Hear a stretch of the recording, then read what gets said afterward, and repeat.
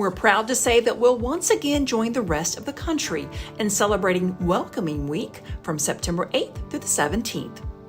The week is a time to bring together neighbors from all backgrounds, including immigrants and non-immigrants, to build strong connections and recognize the importance of creating welcoming and inclusive communities for all. As part of the celebrations, our Neighborhood Improvement Services team will host several activities. These include an artistic cultural fair on September 8th, an immigrant and refugee career and resource fair on September 11th, and a Neighbors and Flavors event on September 13th to celebrate tastes from around the world that can be found at local restaurants. In addition, 4 immigrants and refugees will share their stories during a panel discussion on September 14th, and an international soccer game will be held on September 17th. All events are free, but some require advanced registration. More information can be found at durhamcommunityengagement.org/welcoming_week. A portion of American Rescue Plan Act, or ARPA funds, will support residents living in the Merrick-Moore community.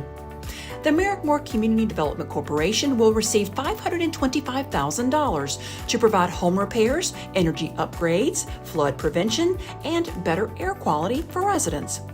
The funding will also help to prevent current residents from being displaced and from experiencing greater marginalization because of growing economic stress. The goal is to help the community address the issues facing it and become more resilient to future challenges. The community sits at the edge of our city limits in an area split by Cheek Road.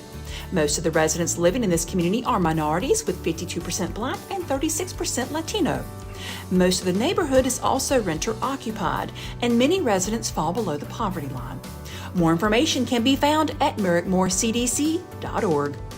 Legal Aid of North Carolina will continue to manage the Durham Expunction and Restoration, or DEAR program, as it helps provide a much-needed fresh start for many of our residents.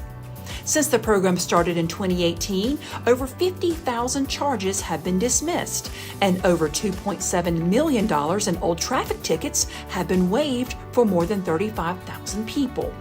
The program has also filed over 1,700 petitions for expungement. In addition, it's important to note that over 90% of the people served by DEAR make less than $25,000 annually and are people of color. We'll pay Legal Aid of North Carolina up to $245,000 over the next year to continue this important work. This year's contract will support continued efforts in Durham to increase employment opportunities for justice-involved residents. DEAR helps to do this by greatly expanding our community's capacity to expunge criminal records, granting certificates of relief, and restoring long-term suspended driver's licenses. More information can be found at deardurham.org. Our police department's second quarter crime report is offering a snapshot of what crime in our city looked like between January and June. Chief Patrice Andrews presented the report to the City Council during its August 24th work session. Part 1 violent crime includes homicide, rape, robbery, and aggravated assault. The numbers show that as a group, these types of crimes decreased by 7% during the second quarter compared to the same period in 2022.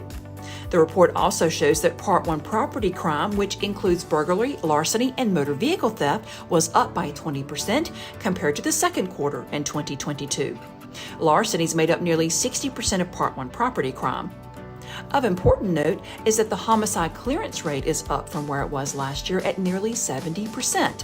That's well above the national average of 49%. More information can be found at durhampolice.com and by following them on social media. Durham County's Bull City United program is continuing to make a difference in decreasing gun violence in Durham. The program hires outreach workers and violence interrupters to go out into the community to help identify, detect, interrupt, and redirect violence.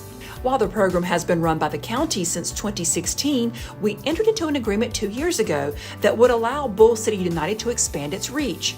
Through that additional financial support, a recent update to the City Council shows that the program was able to expand from its initial 2 areas to 6 areas of focus. The update shows that there were 2,789 mediations that the program was part of in those focus areas over the past year. Mediations are intended to interrupt the potential for retaliation and violence. More information can be found on the Community Intervention and Support Services Department's webpage at dconc.gov.